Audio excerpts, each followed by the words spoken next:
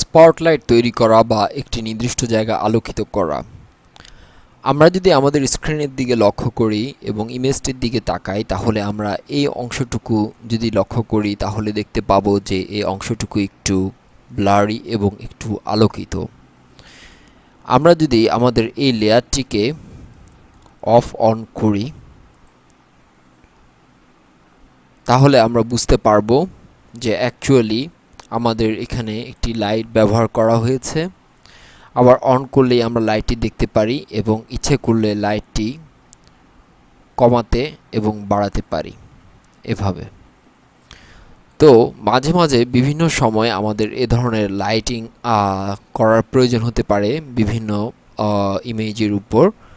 তো আসুন আমরা এরকম একটি এক্সিস্টিং ইমেজ বর্তমানে রয়েছে তা কিভাবে আমরা সম্পূর্ণ করতে পারি তা দেখব। প্রথমত আমাদের পূর্বের লাইটটি আমরা অফ করে নেব এবং আমাদের কারেন্ট ইমেজটি আমরা সিলেক্ট করব। এই অবস্থায় জাস্ট আমাদের যে রিডাল মার্কিং টুল রয়েছে তা সিলেক্ট করে আমরা আমাদের এই অংশটুকু যেভাবে যতটুকু অংশ লাইট দেখতে চাই ততটুকু অংশ সিলেক্ট করব। এরপরে মূলত আমরা কন্ট্রোল সি এবং কন্ট্রোল ভি দিয়ে ওই জায়গাটি ছবিটির একটি অংশ আমরা কেটে নেব। এবার আমাদের বর্তমান অর্থাৎ মেইন ইমেজটি আমরা অফ করে আমাদের যে অংশটুকু আমরা কেটে এনেছিলাম সেই অংশটুকুর উপর আমরা আলোকপাত করব।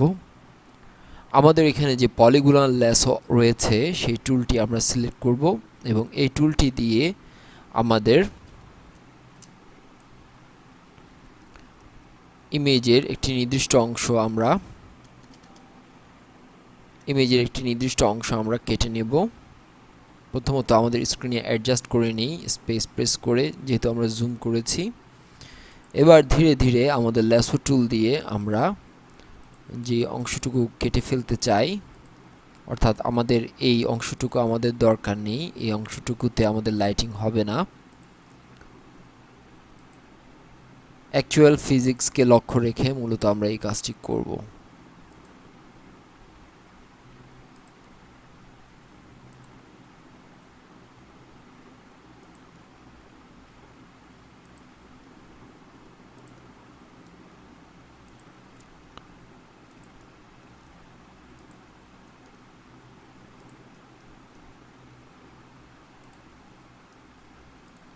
ল্যাসো টুল দিয়ে আমরা খুব সহজেই ইচ্ছে করলে এভাবে মার্ক করতে পারি।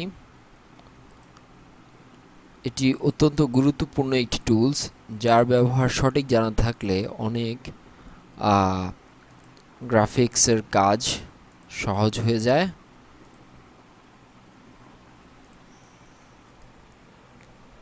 এবার আমাদের মার্কিং হয়ে গেলে আমরা ডিলিট কি প্রেস করে মূলত আমরা এই অংশটুকু কেটে ফেললাম। কন্ট্রোল ডি দিয়ে মাস্কিং তুলে নিলাম এবং কন্ট্রোল মাইনাস দিয়ে আমরা জুম আউট করলাম। এবার আমাদের মেইন যে ইমেজটি রয়েছে তা আমরা অন করব। এবার আমাদের কারেন্ট যে কাজটি আমরা করলাম, যতটুকু অংশ আমরা কাটলাম, ইমেজে এসে অ্যাডজাস্টমেন্টে যাব এবং কার্ভে যাব। এখান থেকে আমাদের actual curve image spotlight difference করে নেব এভাবে। এবার ওকে প্রেস করব এবং এইগুলোকে আমরা মূলত একটু স্মুথ শেপ দেওয়ার জন্য ব্লার টুলের ব্যবহার করব।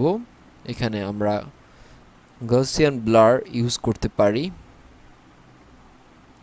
একটি নির্দিষ্ট মাত্রায় অ্যাপ্লাই করব যাতে এক্সিস্টিং ইমেজের সাথে আমাদের মিল থাকে।